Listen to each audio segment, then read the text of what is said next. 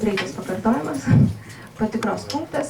Ir dar sugrįžtu prie šito žemėlapio, kur yra vakarų krantas. Šitas patikros punktas, per kurį man teko eiti, tokių patikros punktų visoje Palestinoje yra 99. Ir iš tų 99 patikros punktų tik tais 37 yra ant sienos. Tai yra visi kiti patikros punktai, vadinami checkpoint angliškai, yra viduj Palestinos.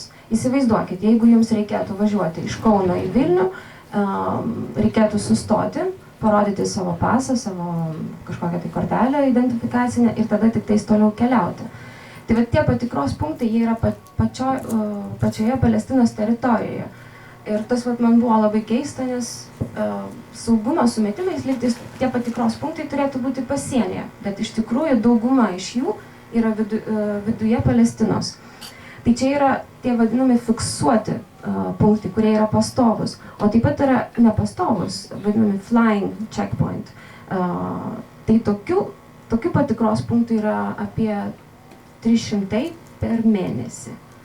Tai bet koks palestinietis keliaudamas iš vieno miesto į kitą gali tikėtis būti sustabdytas, jo dokumentai bus patikrinami, jo mašina bus patikrinama be jokios priežasties bet kurioje vietoje. O be šitų patikros punktų, kur yra Izraelio kareiviai, kur tikrina dokumentus ir visa kita, dar yra sukurta visa sistema tokių fizinių užtvarų, kur užtveriami yra keliai. Ir pačioje Palestinoje yra 232 kilometrai kelių, kurie yra skirti vien tik tais Izraelio gyventojams. Tai vėlgi aš palyginsiu su Lietuva, įsivaizduokit, tarkim, Baltarusija sugalvos nusitiesti kelią per Lietuvą ir tik tais Baltarusiai galės to keliu važinėti. Aš prilyginu tokiai situacijai, nes yra tie keliai, kur tik tais Izraelio gyventojai gali važiuoti ir tie keliai yra Palestinos teritorijoje. Galime ir drąsiau palyginti. Su Vokietija 303 ir vėliau. Taip, galime ir drąsiau palyginti. Na ir jau aš minėjau sieną ir labai noriu apie ją pakalbėti. Kol aš apie ją kalbėsiu, jūs ją ir matysit štai čia. Ta siena, kaip ir sakiau, šiuo metu yra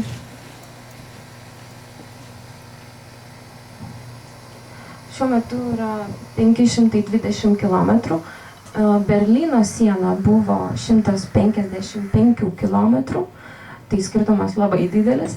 O iš viso yra suplanuota 810 km. Čia iš tikrųjų turėjo būti video, bet matyt, kadangi internetas neveikia, tai ir nevažiuoja, bet nieko tokio. Taigi, Berlyno siena 155 km, pakartosiu, o Palestinos siena šiuo metu yra 520 km. Na ir kažkas sako, ir kas iš to yra ta siena ir gerai, gal čia, žinai, saugumo sumetimais, čia apsaugotas izraeliečius nuo savižudžių ir panašiai. Geros sienos, geri kaimynai, kaip sako, bet ta siena yra statoma Palestinos teritorijoje, vėlgi. Šiuo metu 46% Palestinos teritorijos yra jau aneksuota prie Izraelio būtent šitos sienos pagalba. Tai yra visais tarptautiniais susitarimais yra nubrėžta vadinama žalioji linija, pagal kurią turėtų eiti riba tarp Izraelio ir Palestinos, bet šita siena, šita fizinė siena, jinai neatitinka šitos žalios linijos ir jie aneksuoja 46% visos teritorijos. Na, o iš asmeninių įspūdžių, tai šitą sieną teko matyti kiekvieną dieną. Šita siena, jinai nėra tiesi, jinai yra tokia visa vingiuojanti. Teko būti vienoje vietoje, kur, netgi parodysiu gal žemėlapyje. Štai. Ar matote raudonas linijas? Vat štai čia. Ar matote žalią liniją? Va štai čia. Tai va šita žalia linija, tai iš tikrųjų ta tikroji siena, kuri turėtų būti tarp Palestinos ir Izraelio, o raudonoji siena tai yra ta vadinama betoninė siena jau pastatyta. Na ir va, žiūrėkit, va, mano šitas pelės mygtukas kaip eina. Štai ta siena, va taip, va, ir va čia. Tai va šitas miestas, Kalkilija, kur teko irgi važiuoti, jis yra iš 3 pusių apsupta siena. Aukšta siena, tai yra, vėl minėsiu, nuo 4 iki 12 metrų aukščio siena. Izraelio kareiviai bet kada gali uždaryti šitą kelią esantį čia ir tada visas šitas miestelis yra apribotas nuo pasaulio. Tai yra kaip kalėjimas po mėlynu dangum, nes tie žmonės, jie negali išvažiuoti, niekas negali įvažiuoti.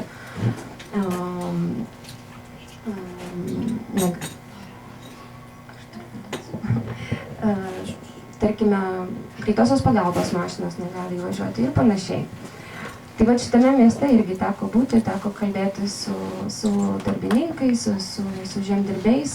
Irgi vienas iš dalykų yra tas, kad, tarkime, kaip ta siena va čia eina, o palestinietis gyvena, taip sakant, dešiniai pusiai, o jo dirbama žemė, į kurią jis turi visus dokumentus, kad tai yra jo privati valda, jisai negali patekti, nes yra pastatyta šita aukšta siena. Tai yra, jis praranda savo kažkokį tai pajamų šaltinį, nes jisai negali dirbti savo žemės. Na ir, aišku, praranda žemę. O toje žemėje Izraelio vyriausybė gali pastatyti kažką. Ir kas be ko, palestiniečiai eina į teismus, bando kažką tai išsikovoti, bet tai beveik neįmanoma.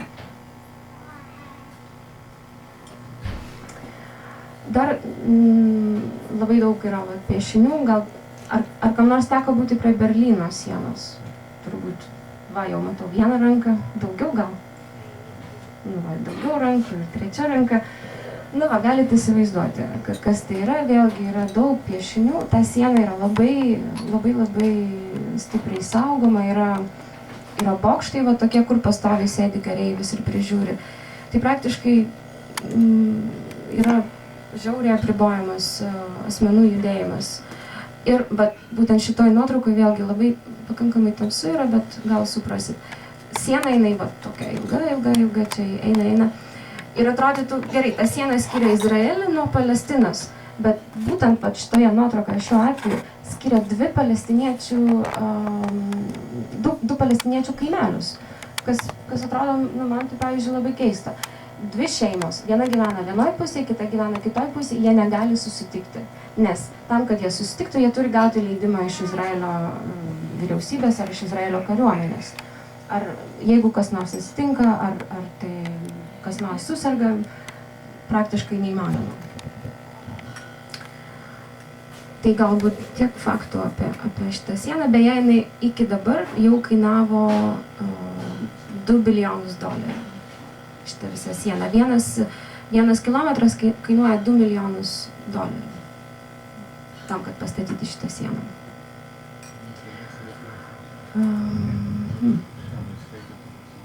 Čia kur rodžiau žemėlapį.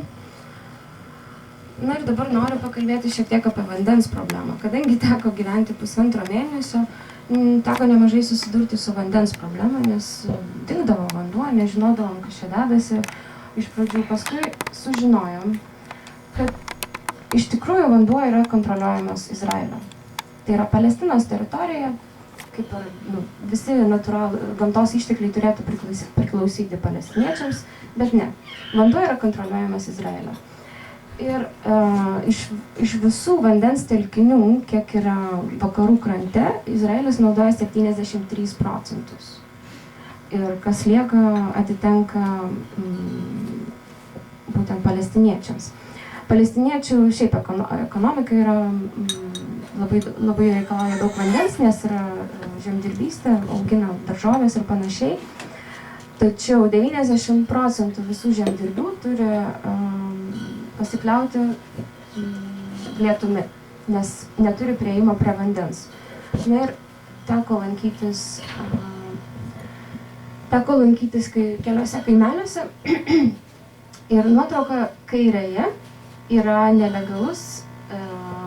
nelegali Izraelio kolonija, o priešais tą koloniją yra beduinų kaimelis. Šita nelegali kolonija yra, vėl pasikartosiu, Palestinos teritorijoje. Jie nusitęsia savo vandenį, jie laisto savo daržovės, ten yra visi didžiausiai šiltnamiai, tai pavyzdžiui, Maksimoj būna ar tai apelsinai, ar paprikos, ar kažką dar atkeliauja iš Izraelio, gal kokie greipfrutai, tai labai dažnai atkeliauja būtent iš šitų nelegalių kolonijų. Jordanijos slėnyje labai daug yra šiltnamių, Izraeliui priklausančių šiltnamių, nors tai yra Palestinos teritorija.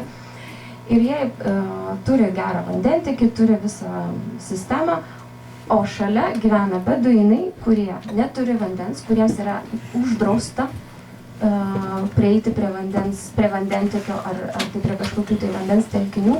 Jie turi pirkti vandenį ir tas vanduo nėra pigus. Tai ta vandens problema yra labai opi. Ir dar toks palyginimas, vienas Izraelio gyventojas sunaudoja vandens tiek, kiek 4 palestiniečiai. Ir dar kartą noriu pasikartoti, kad didžiausia dalis Palestinos vandens yra Izraelio kontrolėje. Ir daugeliui palestiniečių, ypatingai tam tokioje teritorijoje, tokioje zonoje, kuri vadinama zona C, yra neleidžiama nusitiesti vandentekio. Daugiausiai nevyriausybinių organizacijų būtent dirba su šita problema, bando kažką tai padaryti dėl to vandens, bet dėja labai sunkiai tas sekasi. Na ir ką, teko būti šitam kaimelėje, vanduo labai brangiai kainuoja, labai yra saugomas, o tiesiog, reikia pagalvoti apie tą psichologinį poveikį. Tu gyveni, šalia už tvoros, tu matai tos žalius laukus, tas visas daržovės, vaisius, o tu už tos tvoros gyveni taip, kad tu negali turėti to vandens, tau reikia važiuoti toli, kad jį parsivežti. Ir tokia situacija yra ne vienam kaimelyje, teko, man atrodo, būti gal 3 kaimeliuose ar 4 kaimeliuose, kur tokia situacija. O gyvenant miestuose, ant kiekvieno pastato būna didžiulis bakas vandens, nes niekada nežinai, kada vanduo gali dingti, todėl žmonės labai saugo vandenį. Na ir norėjau parodyti, vėlgi čia yra žemėlapis, ta pilka teritorija, kur matote, tai yra Palestinos teritorija, bet ji yra visiškai kontroliuojama, absoliučiai kontroliuojama Izraelio kariuomenės. O ką tai reiškia absoliučiai kontroliuojama Izraelio kariuomenės? Kad tie kaimeliai, kur man teko būti ir kalbėti su žmonėm, jie negali pasistatyti jokio pastato.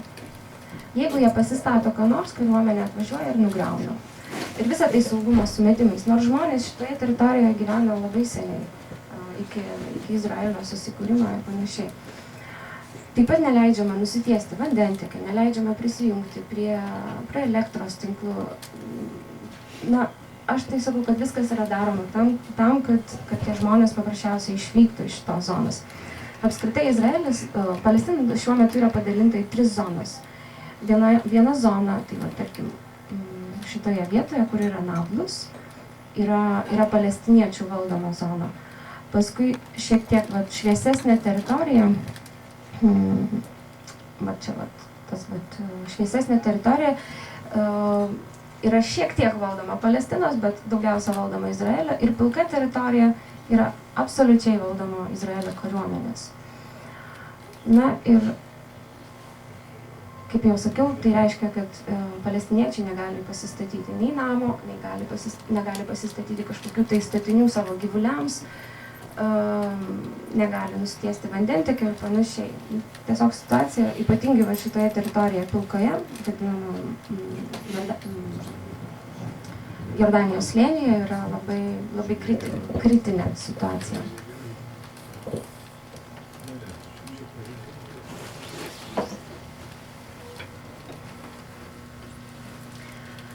Na, vėlgi kalbėsiu apie žemdirbius, kadangi minėjau, palestiniečių ekonomika yra paremta žemdirbystė ir tarptautinių organizacijų skiriama finansinė pagalba. Teko praleisti vieną dieną su žemdirbiais, tokiose būtent toje pilkoje zonoje, kur niekas neleidžiama daryti. Beje, dar noriu taip iš tarptautinės teisės paminėti. Pagal visus tarptautinius susitarimus pagal visas sutartis, Palestina yra okupuota teritorija. Pagal Ženevos konvenciją Izraelis kaip okupuojanti jėga privalo rūpintis palestiniečių gerovę ir panašiai. Ir Izraelis kaip okupuojanti jėga negali įkelti į okupuojamą teritoriją jokių civilių žmonių. Bet kas iš tikrųjų vyksta, kad šiuo metu okupuotoje teritorijoje gyvena 500 tūkstančių Izraelio gyventojų. Tai yra civiliai. Ir jie gyvena jiems skirtose kolonijose, kuriuose palestiniečiai negali gyventi. Taip palyginimas, vėlgi, prisiminkim galbūt Pietų Afrikos Respubliką, apartheido režimą, kai buvo kuriami getai gyventi baltiesiams ir getai gyventi juodiesiams. Taip, su panašią situaciją aš mačiau Palestinoje. Yra kolonijos skirtos vien tik tais izraeliečiams, o jau palestiniečiai gyvena už tų kolonijų ribų. Ir vis tik tos kolonijos yra nelegalios pagal visus tarptautinius susitarimus. Ir daugiausiai šitos kolonijos kūrėsi būtent šitoje pilkoje zonoje, kur rodžiau žemėlapyje. Diena su palestiniečių žemdirbiais buvo paskutinė praeitų metų diena, gruodžio 31, ir toks mano vienas iš labiausiai įsimintinų įvykių, nes teko būti pilkojoje zonoje, tai yra, kur viskas yra kontroliuojama Izraelio kariuomenės. Ir dabar matote nuotraukoje šitie namukai, tai yra nelegali kolonija Izraelio. Su tais žemdirbiais mes susitikome, nes jiems reikia pagalbos nueiti ir sutaisyti jų vandentekį. Tas jų vandentekis yra šulinys, kuris surenka lietaus vandenį. Kaip jau minėjau, jie negali prisijungti prie vandentekio ir negali nustiesti savo vandentekio, tai jie naudoja daugiausia lietaus vandenį. Ir kadangi tas šulinys yra labai arti šitos kolonijos, tai pasikvietė tarptautinius aktyvistus tam, kad apsisaugoti nuo labai aršiai nusiteikusių izraeliečių. Mes galbūt pusę valandos ėjome, kol nusigavome iki šito šulinio, ir tik mes pradėjome dirbti, gal po 10 minučių atvyko tokia palyda. Atvyko 3 karinės mašinas, gal ten kokių 12-14 kareiviukų, ir paskui pradėjo jau leistis būtent patys izraeliečiai, kurie gyvena nelegalioje kolonijoje. Noriu pasakyti, kad mūsų buvo 2 senukai, 1 vaikas, 2 merginos ir dar 1 vyras, 2 izraeliečiai, 2 aktyvistai iš Izraelio, 2 jauni vyrukai. Kodėl atvažiuoja 3 kariuomenės mašinas, aš nežinau. Kodėl 14 kareivių atvažiavo, aš irgi nežinau. Matyt, mes buvom teroristai kažkokie, norėjom žemę dirbti. Ta žemė priklauso būtent tam vyrui, kurį matot nuotrauką. Jis turi visus dokumentus, kad tai yra jo privati valda. Mes atėjome, mes turėjome 10 minučių, galbūt maksimum 15, ir kariuomenė mums liepė išsinešinti iš ten. Taip mes ir nesutvarkėm šito šulinio. Ką reiškia nesutvarkyti šulinio, kad tas vyrukas, kuris turi tą žemę, jis negalės laistyti savo laukų, savo kažkokių tai daržovių. Ir taip jisai bando eiti sutvarkyti tą šulinį kiekvieną dieną ir kiekvieną dieną atvažiuoja kariuomenė. Mano klausimas yra paprastas. Kodėl atvažiuoja kariuomenė, kai tu nori dirbti savo žemę, kuri tau priklauso pagal visus dokumentus? Tai yra palestiniečių žemė ir tai yra jo privati valda, bet jam jinai neleidžiama dirbti vien dėl to, kad, kaip matote, viršuje yra, štai čia yra nelegali izraeliečių kolonija. Ir čia vėlgi nuotrauka, kaip mes bandome dirbti tą šulinį. Aišku, tarptautiniai aktyvistai mes daugiausia filmavome ir fotografavome, o gal tik 2 ar 3 iš mūsų bandė ten kažką daryti, nes kariuomenė atvyko labai greitai. Praktiškai, labai greitai buvo. Neįdėjau dar nuotraukų, bet aišku, tą dieną mes vykome į 4 skirtingas vietas, kur lygiai taip pat bandėme padėti palestiniečių žemdirbiams susitvarkyti savo privačiose valdose. Kiekvieną kartą jų žemė būdavo prie nelegaliai įsteigtos Izraelio kolonijos, ir kiekvieną kartą mes susilaukdavom kariuomenės, ir ir kiekvieną kartą susilaukdavome taip pat pačių izraeliečių dėmesio. Ir vėlgi, kas mane šokiravo būtent tą dieną, kad teko ir pabendrauti su pačiais izraeliečiais, kurie gyvena tose kolonijose. Na, pasakysiu, kad labai radikalūs vyrukai. Kai klausėme jų, kodėl jūs čia esat, jų atsakymas yra, man Dievas davė šitą žemę. Mes jų klausėme, kodėl, bet gerai, tą žemę galima pasidalinti, palestiniečiai čia irgi gyvena, čia yra jų žemė. Kas tokie? Palestiniečiai? Jie arabai, nėra palestiniečių, Palestina neegzistuoja. Jie yra arabai, jie turi 22 valstybės, kurie galėtų važiuoti ir gyventi. Mes sakom, bet palaukit, tai vis tiek jie čia gyvena, jeigu jie sako, kad jie yra palestiniečiai, reiškia, jie yra palestiniečiai. Ne, palestiniečių neegzistuoja, tokios valstybės nėra, tokios tautos nėra. Ir Dievas mums davė šitą žemę. Ir mes ją atsiimsime, ir mes eisime toliau, ir mes eisime iki Jordanijos upės, ir mes eisime į Siriją ir panašiai. Na, pabendravus su tokiais žmonėm, na, labai kažką sunku įsivaizduoti, kaip ta taika gali būti įgyvendinta tarp Palestinos ir Izraelio. Aš į šitą klausimą nebandysiu atsakyti, aišku. Ir aš labai tikiuosi, kad tokių ekstremalių izraeliečių yra nedaug. Bet dėja, kiek teko girdėti, kad daugiausia kas kuriasi būtent tose nelegaliose kolonijose, tai šiek tiek ekstremalesnių pažiūrų žmonės. Na, irgi teko lankytis pas beduinus, irgi va šiek tiek gal parodysiu kelias nuotraukas ir pakalbėsiu.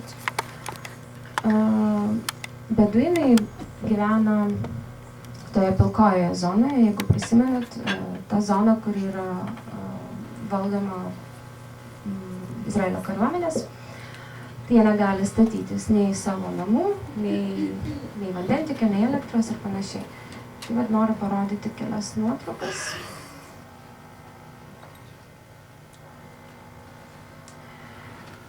Štai nuotraukoje yra beduinų kaimelis. Pastatai, kaip matote, yra labai paprasti ir šalia eina kelias. Šitas kelias yra vien tik tais izraeliečiams skirtas kelias. Vėlgi, visos nuotraukos yra iš Palestinos teritorijos. Šitas kelias yra vien izraeliečiams skirtas kelias. Mokykla, į kurią vaikai eina, yra, na, šiek tiek tolokai nuo šito kaimo, reikia vaikams eiti. Kadangi palestiniečių automobiliai negali važiuoti šito keliu, vaikai turi eiti iki mokyklos. O ką tai reiškia? Kad pasitaiko tokiu atveju, kad izraeliečiai, kurie važiuoja šito keliu, meta daiktus į tos vaikus, meta akmenis, meta šiukšles. Buvo keli atvejai, kaip partrenkė tos vaikus. Vėlgi, situacija kokia yra. Kadangi šitas kelias skirtas vien tik tais izraeliečiams, jeigu kas nors atsitinka šitame beduinų kaimelyje, jie negali išsikviesti greitosios pagalbos. Nes jie negali išsikviesti Izraelio greitosios pagalbos, nes jie yra palestiniečiai. Ir jie negali išsikviesti palestiniečių greitosios pagalbos, nes palestiniečių greitoji pagalba negali važiuoti šito keliu. Tai tenka pasinaudoti kupranugariais arba asiliukais arba dar kažko tai vežimų. Bet situacija yra pakankamai vėlgi kritinė, nes tas beduinų kaimelis taip pat, šitie pastatai, visi pastatai, kuriuos jūs matote, jiems yra skirtas nugriovimo įsakymas. Jie turi visi būti nugriauti, nes jie yra būtent toje pilkojoje zonoje ir toje pilkojoje zonoje neleidžiama statyti. O kas yra beduinai? Beduinai yra kaip ir keliaujantys žmonės, jie keliauja iš vienos vietos į kitą su savo gyvuliais, bet kadangi Izraelis kontroliuoja visą šitą teritoriją, toks jų gyvenimo būdas tapo labai sudėtingas. Ir kas šiuo metu vyksta, kad labai daug šitų beduinų kaimelių Izraelis nori iškeldinti ir nori iškeldinti į vieną vietą, kuri yra ta vieta yra Palestinos teritorija, toje vietoje yra didžiulis šiukšlynas, į kurį šiukšlės veža iš Izraelio. vėlgi, labai įdomi situacija, yra šiukšlynas, jis yra Palestinos teritorijoje, bet šiukšlės tame šiukšlyne yra iš Izraelio. Na ir būtent prie šito šiukšlyno nori iškeldinti labai daug beduinų kaimelių.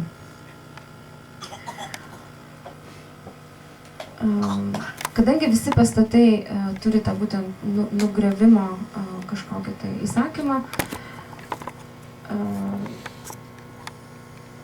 labai sudėtinga yra su švietimu. Tiesiog beduinų kaimeliuose, kaip jau sakiau, vaikai turi eiti labai toli. Vėlgi viskas yra, taip atrodo, viskas yra daroma, kad tie beduinai patys išsikeltų, kad jiem atsibostų čia, neturim nei vandens, nei elektros, negalime eiti į mokyklą, čia tie gyvena izraeliečiai, geriau mes išsikeliam kur nors. Man taip, sakau, man atrodo, kad toks ir yra tikslas, bet čia yra mano asmeninė nuomonė. O čia dar nuotrauka yra irgi iš beduino kaimelio. Kai mes atvykome tenais, šitas namas, kuris dabar jau yra nebe namas, buvo nugriautas prieš vieną dieną. Tai yra atvažiavo Izraelio kariuomenės buldozeriai ir nugriovė šitą namą, nes kaip palestiniečiai neturėjo leidimo statybai. Gerai, palestiniečiai neturėjo leidimo statybai, atrodo viskas kaip ir suprantama, kaip tu gali statyti, jeigu tu neturi leidimo. Kadangi šitas kaimelis yra pilkojoje zonoje, kuri yra kontroliuojama Izraelio kariuomenės, tai reiškia, kad šitoje zonoje neleidžiama yra statyti. Vėlgi teko būti kitame kaimelyje, kur visi pastatai buvo, nemažai pastatų buvo pastatyti iki 67 metų, kai dar ta teritorija nebuvo kontroliuojama Izraelio. Ir įsivaizduokit situaciją. Yra tie pastatai, jie yra, tarkim, iš 50 metų, tada tą teritoriją okupuoja Izraelis, Izraelio kariuomenė, paskelbia tą zoną C, pilkąją zoną, kur kontroliuoja kariuomenė, tada ateina ir sako, ar jūs turit statybos leidimus šitiems namams, kurie pastatyti ten 1950 metais? Sako, neturim, nes kai statėm, tai kaip ir nereikėjo. Gerai, tai štai jums nugriovimo įsakymas, kadangi jūs neturit statybos leidimų. Tai kai naujienose skelbia, kad vėl nugriautas palestiniečių namas, nes palestinietis neturėjo statybos leidimo, kas yra nepasakoma mums, tai yra, kaip iš tikrųjų yra sudėtinga palestiniečiai gauti statybos leidimą. Tai čia toks irgi kaip istorija iš kasdienio gyvenimo, nes irgi palestiniečių šeimos yra pakankamai didelės, plius visą laiką yra kažkoks papildymas, kažkas gimsta ir taip toliau, reikia kažkur plėstis, bet kadangi neišduodami statybos leidimai, tiesiog žmonės neturi ką daryti, jie stato vis tiek, nes gyventi tai reikia. Ir Palestinoje yra labai daug nugriaunamų namų, ypatingai, kaip sakiau, kritinė situacija yra su beduinais.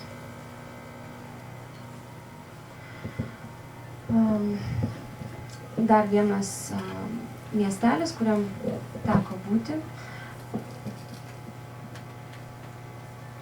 Ir labai irgi paliko didelį įspūdį, nes ar visi žinote, kas yra apartheidas? Aha, taip link. Žinot, jo? Kas nežino, tai buvo tokia sistema Pietų Afrikos Respublikoje, kur buvo atskirti baltieji nuo juodųjų, ta sistema buvo įteisinta įstatymais ir panašiai. Tai Hebronas tai yra tas miestelis, kur aš pamačiau, kaip iš tikrųjų gali atrodyti apartheidas realiai, nuotraukose. Čia yra Hebrono miestelis. Jame yra, tikime, kad jame yra palaidotas Abraomas, kas skaito Bibliją, tai žino, kas yra Abraomas. Taip pat jame, tikime, yra palaidoti jo sūnus ir sūnų žmonos. Vienu žodžiu, tokia vieta labai ypatinga tiek krikščionėms, tiek žydams, tiek musulmonams, nes visos trys religijos tiki Abraomo kaip pranašo arba kaip religijos tėvo ir taip toliau. Tai tokia vieta labai labai ypatinga ir taip pat ypatinga palestiniečiams, nes Hebronas yra padalintas į dvi dalis. Viena dalis yra skirta išskirtinai izraeliams,